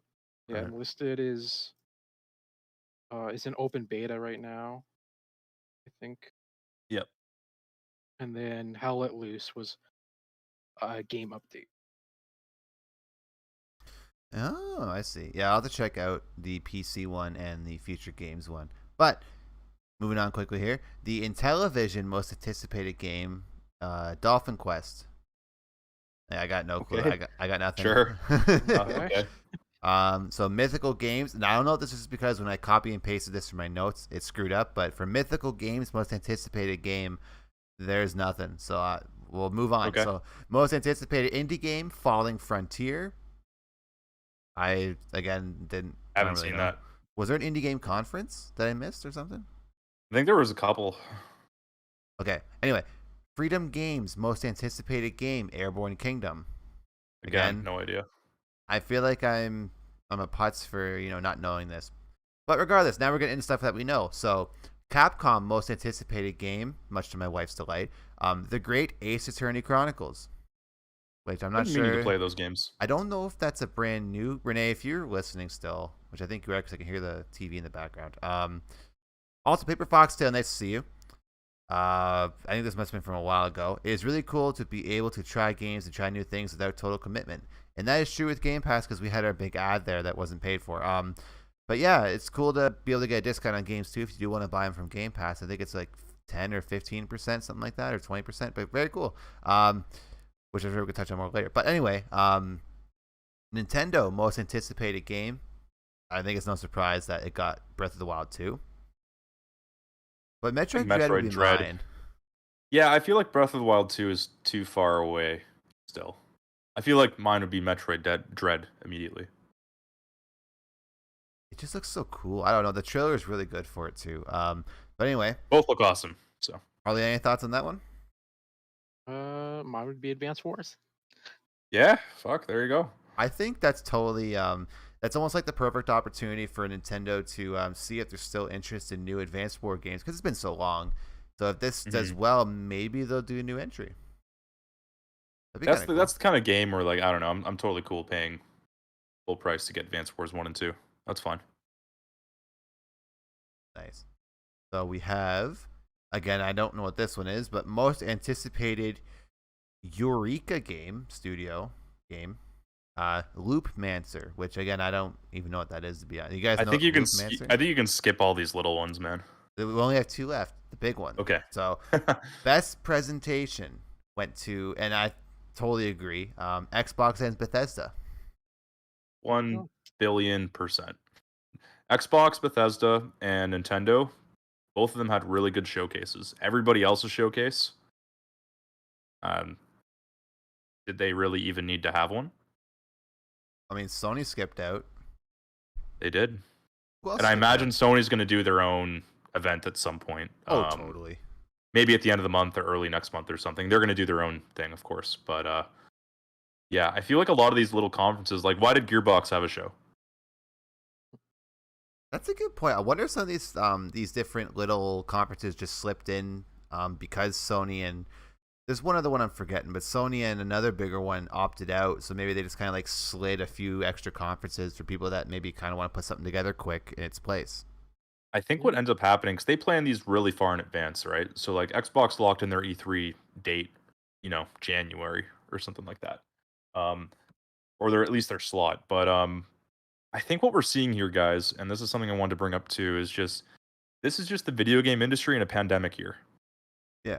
And a pandemic last year too, where development has been impacted so much on so many games that a lot of game studios probably just don't have much to show because everything got so pushed back or, things had to be completely redone or whatever it is. Everyone's working from home now. That unless you're a big company like Microsoft, Bethesda, or Nintendo, or even Sony for that matter, like you don't have that many games in the pipeline that are probably ready to show. I think that's what we're seeing. I think what's going to end up happening next year is I think next year is going to be bananas, and a bunch of games that were supposed to come out in 2021 are going to come out in 2022, and it's going to be kind of nuts. But anyways, that's my 2 cents. That'd be pretty cool. I totally don't doubt that Yeah, at that'd all. be cool. I feel like that's what's going to happen. We have one last award, and it's the most anticipated game overall. So, do you guys know the answer for this already, or no? I do. Harley? Halo? Okay, not Halo, but the most anticipated game overall. And this surprised me when I read it, but then when I kind of thought back, it doesn't surprise me at all in a sense. Forza Horizon 5.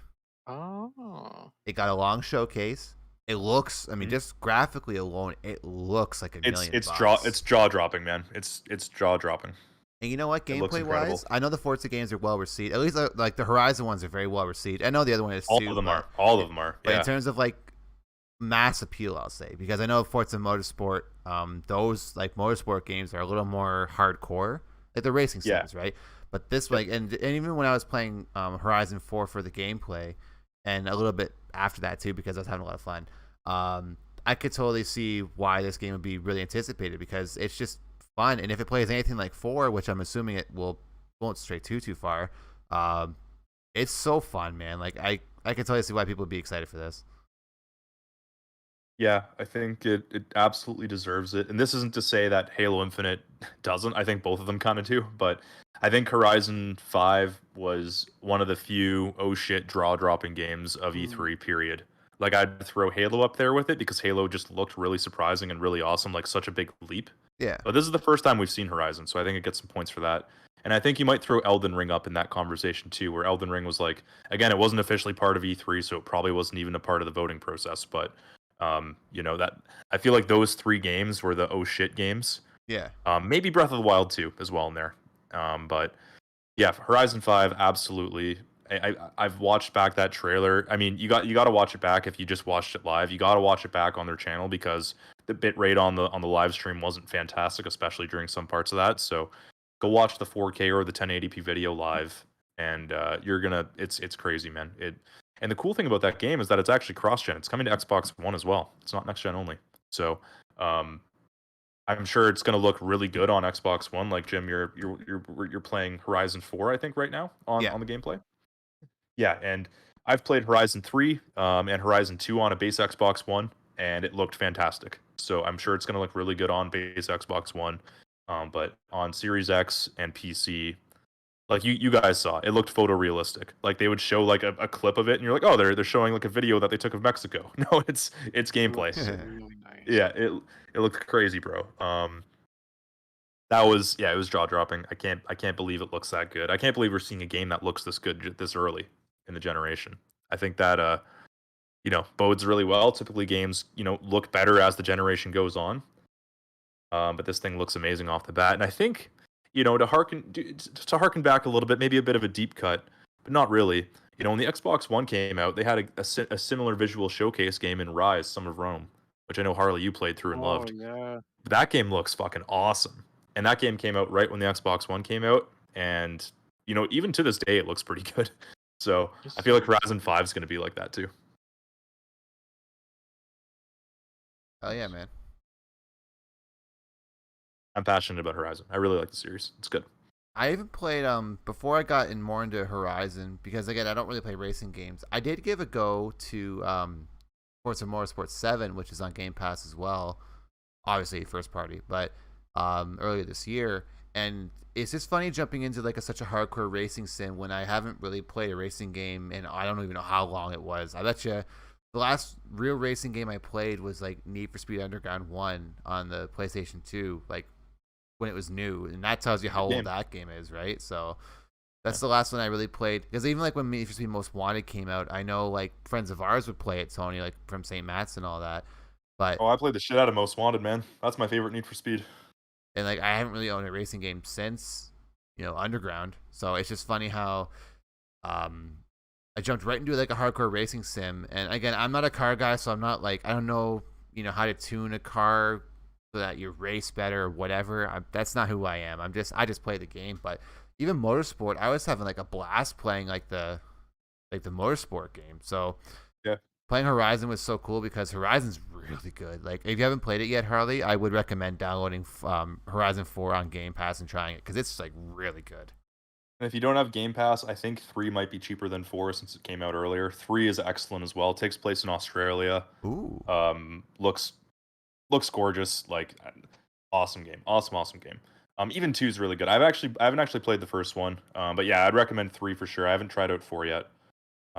Because I wanted to beat 3 first, but that'll be on my looking forward to playing, I guess. When we get to that eventually. Hell yeah. So that's all I got for the awards. That was the last award. Any final thoughts before we kind of start closing out the show here, fellas? I didn't really have any other piece of news I wanted to talk about. Harley, did you have any piece of news that you wanted to talk about before we close out? No, I just the games that I talked about. Cool stuff. All right, so let's break it. Let's bring it into what we're looking forward to playing. Jim, I'll start with you. I'm looking forward to playing more Horizon 4. I was really having fun with it. I want to play COD. I'm looking forward to that. Probably tonight, I would imagine. Yeah. And actually, I'm going to say this here because we have a platform to say it on again. I looked at both the Fortnite Season 7, I guess it is now, for Chapter 2, and the COD Battle Passes. I don't think I really want to buy either. Nothing grabbed me on either Battle Pass, which was actually surprising with Fortnite, because the theme of the season I really love, and I like how it seems like it's getting goofier again, which is cool, because when we started playing Fortnite, it was super goofy, and that's most reason why I liked it. Now it's getting back to, not totally, but it's getting back to Goof City again, which is cool. The UFO things you can drive around look like a lot of fun. And I looked at the COD stuff, and I don't know, the COD Battle Passes have all kind of blend together to me. But yeah, and I'm not saying it's a bad thing. There's an audience for everything, obviously, but yeah, this might be the first time in, I don't know how many seasons for Fortnite, probably since Chapter 2 started, that I haven't had a desire to buy the Battle Pass. And I know the Superman skin's coming, that's part of it, but I don't really want to buy it just for that. But anyway, I'm excited to play COD, Horizon 4, and continue Deus Ex. Maybe skip Deus Ex and now go to Cyberpunk, I don't know, but wait for the next gen patch, sir. But also, and I mentioned I installed Halo Wars 2 on PC. Another game that I was going to play on the Series X, but I'm deciding to play on PC instead so that I just get more PC time as well, is Wolfenstein 2, because it was added back to Game Pass after the E3 stuff. So yep, I'm excited to dive into that, because I'm a big fan of the Wolfenstein games in general, but I stand 100% behind the newer games that have been coming out, being the New Order, the Old Blood, the new Colossus, and Youngblood. I stand behind all of them. They are super fun, super fluent. I'll argue and say like the smoothest first-person shooter on the market right now. Smoothest playing, anyway. I'll say that. But yeah, that's what I'm excited to play. Interesting. Harley, what about you, man? Let's see. There's actually quite a few games I want to play. Nice. I forgot to mention, but also in the E3 there was a new battle royale um, it's got an interesting. Do you guys know the game Black Desert? Yep. It's kind of like an MMO. It's got that Yeah. kind of aesthetic, but it's a battle royale. It's like melee, like medieval focused, with like advanced movement, like grapple hooks and abilities. Hmm. I'm gonna in an open beta right now, so I'm gonna download that, try that for Steam. Let's see, I want to play some more COD, whether that be Warzone or Zombies. Yep. Um, what else? I really actually really want to try Horizon now. Some Genshin. Yeah. I think that's it. Oh, hold on. Paper Fox in the chat says Chivalry 2. Actually, funny you Oh mentioned that. yeah, that's I right. That was there I too. almost bought that today. I was looking at it on the store, and I was watching a lot the of first gameplay one. of it. I'm It's I'm almost cool. convinced that it looks well because it's only $50 because the special edition that's a little more, but the normal edition is only $50, and like I'm seriously considering it. It looks like a lot of fun. Yeah, the first one's a lot of fun. What Very about good. you? I don't think you said yet. Yeah, I'm looking forward to playing Halo Infinite. Oh, come on. Whenever that stop is. it. Oh, Oh, of course okay. I am. Duh. Months later. Hey, this summer, man. Summer starts in a few days, boys. What if they just drop it on us in a few days? No, I'm building up the hype. That's probably not going to happen. But hey, probably July or August, which is very, very close. So I'm excited to play that when that comes. But more immediately, excited to play COD again, whether that's Warzone or Zombies. Having a great time with that. Genshin, getting my dailies in and doing that. That's always fun. Excited for the next banner. I don't really care about this banner, so excited for the next Yeah, one. me neither. I like the summer event thing. I think that's really cool, but Yeah. I don't really care about this banner. So I got about 30 wishes stored up right now, which is Mhm. exciting. I spent a little bit trying to get Sucrose Oh, okay. Did you get because her? I wanted to get her passive. What's her passive? She I don't even use her, man. So when you're like making ascension materials for characters and weapons, Yeah. she has a 10%, I think, to get a bonus one. Oh. Yeah. Oh shit. That's actually You pretty do, good. you do that a lot, right? So Yeah, yeah. I kind of just wanted her for the passive. Yeah, because like But combat wise, she's like I don't really like her. yeah, But that's good to know. I didn't even use her for that, so I there should you look go. into that. Shit. Um, COD, Genshin. Excited to seeing Horizon 5 has certainly rekindled my interest. So I think I'm gonna finish Horizon 3 because I'm pretty close to done that game. You're never really done those games. There's so much to do in the Horizon games, and Jim, you know this after playing it for a bit. There's so much to do in those games, but um, yeah, I want to at least get through the main festival part for 3, start 4. Are those I like downloaded. co-op too? Yeah, I think it's Or co-op. I guess not co-op. Multiplayer, like where we could just drive around Yeah, together? we can be in the same world. So like we could all hop onto the Ooh, same world and drive around and do races and challenges and stuff together, right. which is cool. We should actually do that. That'd be a fun time, boys. That Nice. sounds like fun. We can It's like like GTA 5 racing, but yeah, better. totally. We can hop in like Jeeps and like oh, that'd be fun. Oh, Take like a Toyota Corolla and just take it across the countryside. Oh, the Oh, dream. actually, speaking of, you mentioned Grand Theft Auto Racing. There's a bit of news I read that I didn't write down, but maybe I'll mention it here very quickly. They're ending online support for the Xbox 360 and PlayStation 3 versions of GTA Online. So people are thinking that this is them transitioning into maybe revealing GTA 6 soon. Which, whatever, that doesn't mean anything really, but yeah. I think it's transitioning into them releasing GTA 5 on Series X and yep. PS5. Which was announced.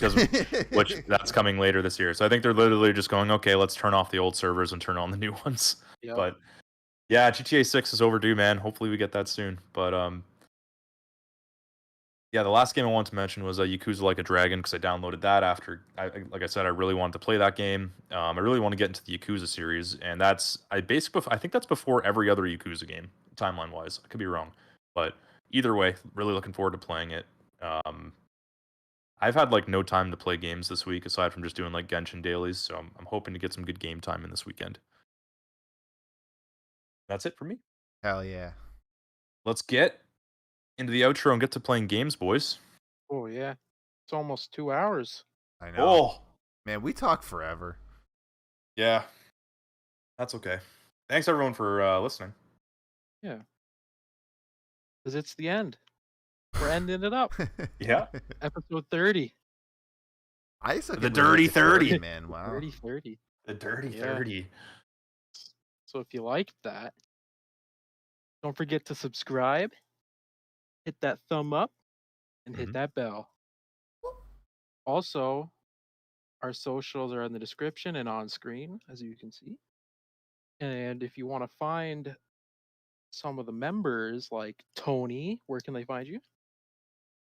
Yeah, I've been really bad on Twitch lately because I've been so busy. But you guys can follow me on Twitch, twitch.tv/figure09. I'm gonna change up my content on there. I'm kind of, Oh, I don't know, 'cause I think I might just become a Halo channel. We'll see.